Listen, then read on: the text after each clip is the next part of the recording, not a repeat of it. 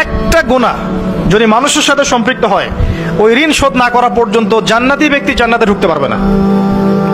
মনে করেন আমাদের ভাই আব্দুল্লাহর জান্নাতের ফয়সালা হয়ে গেছে, কথা মনে করেন, কিন্তু ভাই কাউকে গালি দিয়েছিল, কাউকে অপবাদ দিয়েছিল, কারো কাছ থেকে টাকা পয়সা নিয়েছে, দেয়নি ফেরত, বা ইত্যাদি ইত্যাদি ইত্যাদি। মানুষের সাথে সম্পৃক্ত কোনো হক আছে, জান্নাতে যাওয়ার আগেই একটা জায়গায় দাঁড় করিয়ে দেওয়া হবে, দাঁড়াও এখানে, ফয়সালা তো হয়ে গেছে, তাহলে এখন দাঁড়াও। কেন? ফেরেশতাদেরকে দিয়ে বলানো হবে যে অমুকের এই ঋণ বাকি আছে, অমুকের এই গালির ঋণ বাকি আছে, অমুককে তুমি বাজে কথা বলছিলে এটা বাকি আছে, অমুককে অপবাদ দিয়েছিল এটা বাকি আছে। সবাই এখন সামনে আসা শুরু করবে একে একে। বেচারার কিন্তু আমল অনেক ছিল, একদম উহুদ পাহাড়ের সমান নেকি নিয়ে এসে উঠছে। এবার ওখানে কি শোধ করার কোনো সুযোগ আছে? ব্যাস, এবার আল্লাহ পাক বলবেন এর আমল নামা থেকে নেকি দিয়ে দিয়ে এই ঋণগুলো শোধ করে দাও। ওই ব্যক্তির আমল নামা থেকে নেকি দেওয়া হবে, যাকে গালি দিয়েছে ওকে, যার গীবত করেছে ওকে, যাকে তহমত দিয়েছে ওকে, যাকে অপবাদ দিয়েছে সবাইকে নেকি দেওয়া হবে।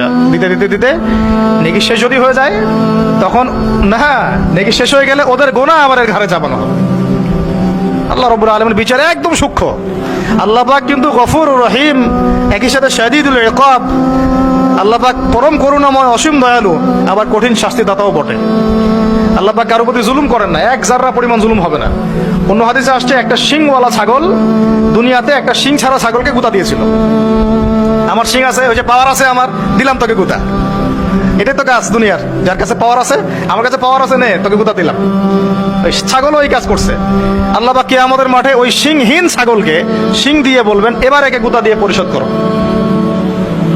হিসাব এতটুকুই, এরপরে ওরা মাটি হয়ে যাবে, জান্নাতও নেই জাহান্নামও নাই। ওরা তো বেঁচে গেল নাকি, গুতা খেয়ে বেঁচে গেল। এবার এই ব্যক্তি সমস্ত আমল নামার গুনাহগুলো এবারে ঘাড়ে চাপানো হবে। তখন দেখা যাবে যে শুরুতে অনেক নেকি নিয়ে উঠেছিল, কিন্তু পরে এই ব্যক্তি জাহান্নামে চলে গেল, ওরা জান্নাতে চলে গেল। আমরা কি এটা চাই? ভাই আল্লাহর সাথে যত পাপী থাকে থাক, এটা একটা সেজদায় মাফ হতে পারে ইনশাআল্লাহ।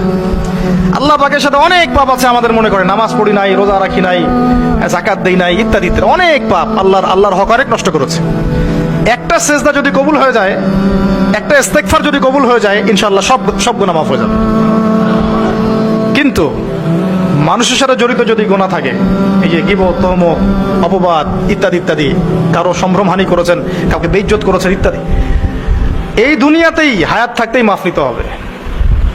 পরকালে এগুলো শুধরানোর কোনো সুযোগ নাই। আর এই অনলাইনের যুগে এটা এত বেশি বেড়ে গেছে যে আমরা এটাকে মুরগির মতো মনে করি। ইচ্ছা হইলে বলে দিলাম, ইচ্ছা হলে কমেন্ট করে দিলাম, যা ইচ্ছা তাই বলে দিলাম। আল্লাহ পাক আমাদেরকে বোঝার তৌফিক দান করুন।